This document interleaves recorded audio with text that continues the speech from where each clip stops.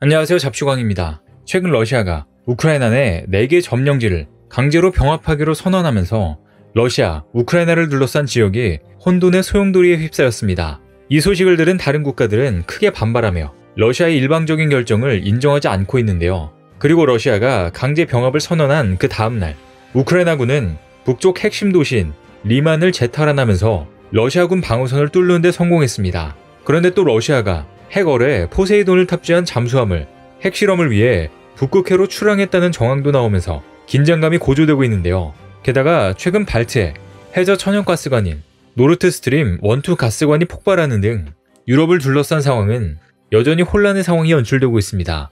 이처럼 유럽 지역 내 안보 불안 상황이 여전한 가운데 아이러니하게도 한국 방산에 대한 협력 요청이 가속화되며 대박이 터지고 있는데요.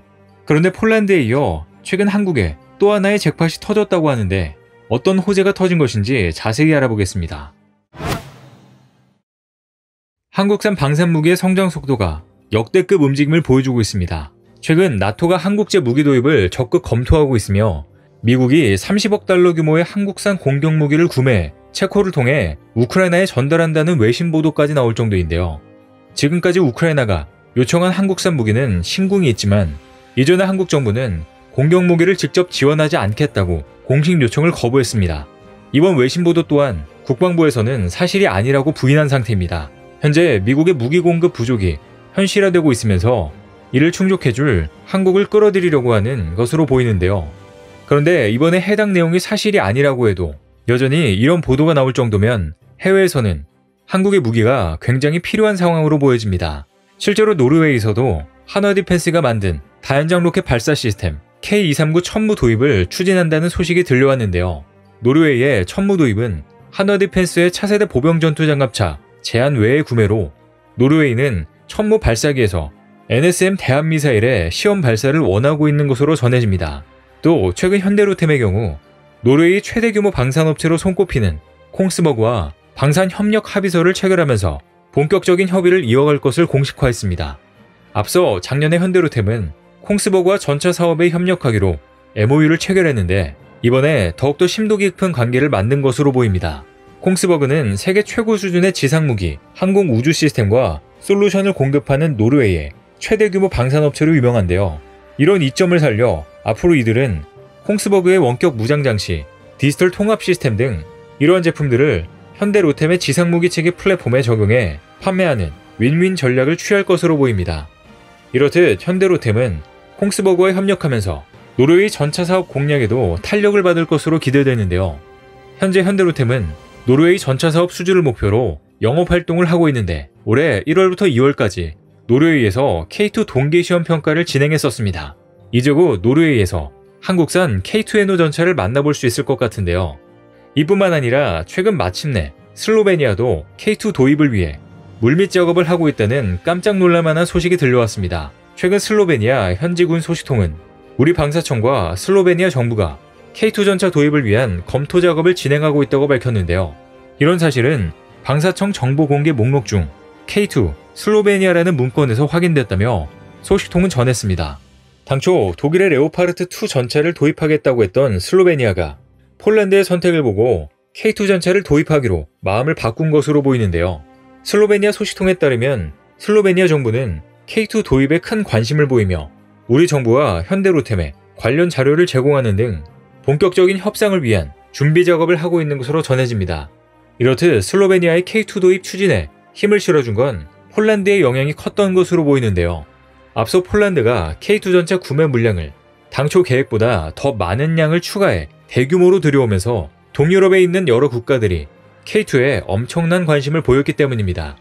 실제로 폴란드 수출을 계기로 K2 구매를 희망하는 의사표현을 하거나 K2 구매를 위한 실무 협상을 진행하고 있는 국가들이 다수 포착된 것으로 전해지고 있습니다.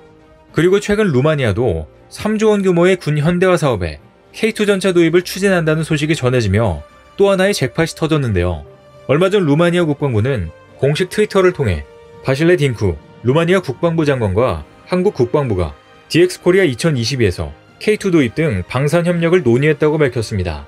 루마니아 국방부는 최근 딩쿠 장관이 한국을 방문하고 고위급 회담을 가졌다면서 루마니아와 한국의 군사협력 관계 발전에 초점을 맞춘 이번 양자회담으로 국방협력에 관한 기본협정을 체결하는 의향서에 서명했다고 전했습니다.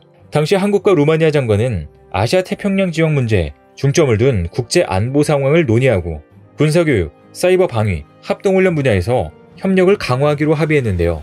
뿐만 아니라 루마니아의 군수품 생산 가능성도 고려해 노하우 이전과 같은 신기술 개발을 염두에 두고 협력 가능성을 분석한 것으로 전해집니다.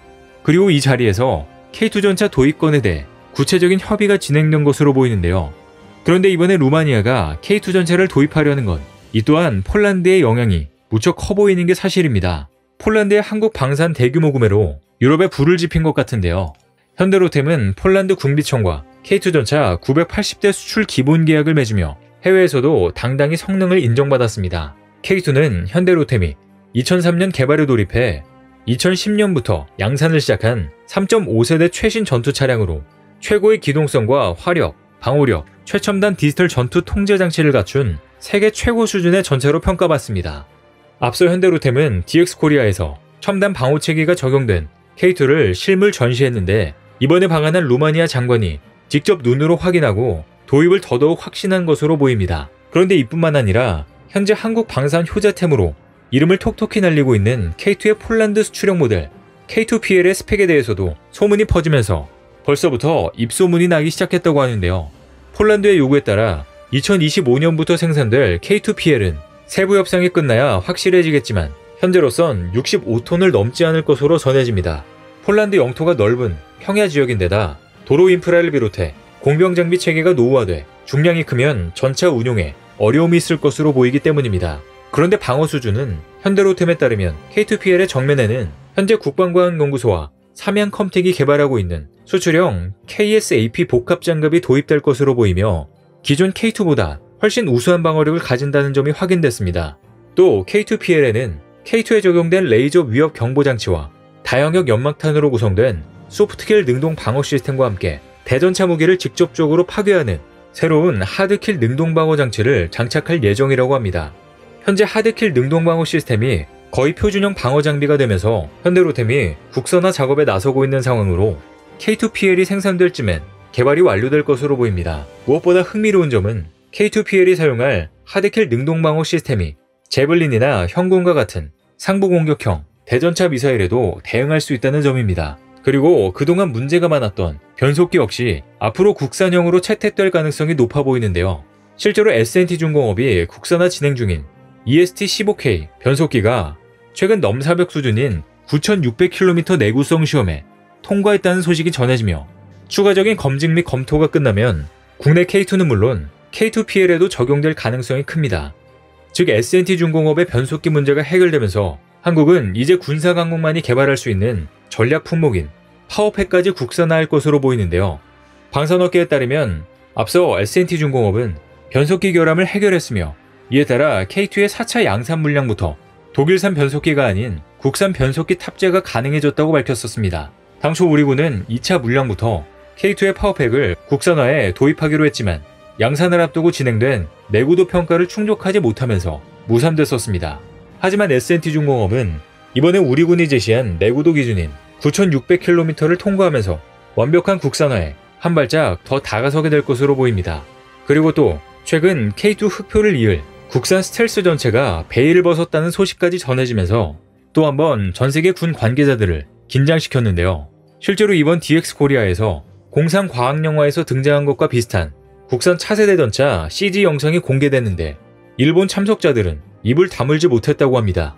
현대로템에 따르면 차세대 전차는 적 레이더에 잘 탐지되지 않는 스텔스 영상을 갖추고 무인포탑, 원격 조정 총탑 등으로 무장했습니다.